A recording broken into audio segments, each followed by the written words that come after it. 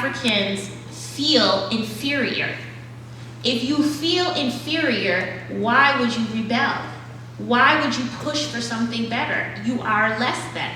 It wasn't a, oh, we just think they're different, so we're going to comment on the difference. No, it was a very deliberate method of keeping an African feeling insignificant, feeling inferior, and spending a lot of time trying to be something else instead of trying to get free, for example. And we know that didn't work entirely, but it was a very consistent pattern.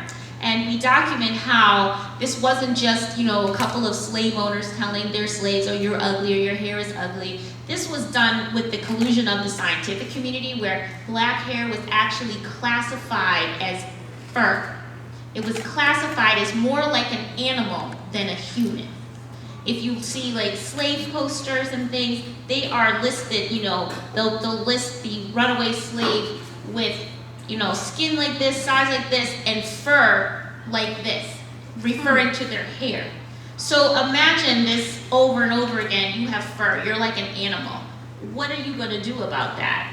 Not only that, you had a system where mostly the slaves that were invited or chosen to work in the house or in more specialized, skilled trade areas were the slaves that were mixed with Caucasian.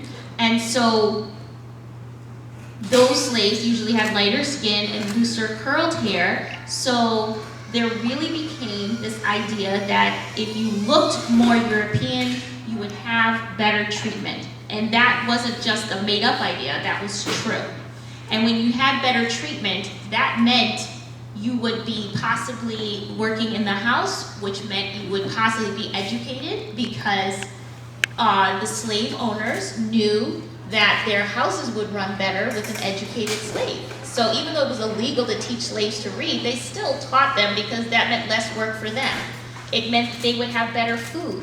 It would mean that there was the possibility of being freed upon the master's death if they were closer to the master themselves.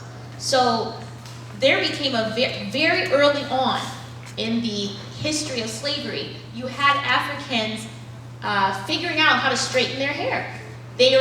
We document all of the very ingenious methods that Africans were doing, taking pieces of flannel and heating them in the fire and pulling it through the hair, kind of like an early flat iron, right? Just heat on there, using butter and lard in the hair to try to straighten it, wrapping baby's hair in yarn to hopefully train it to straighten before they were 1 or 2, because they knew that this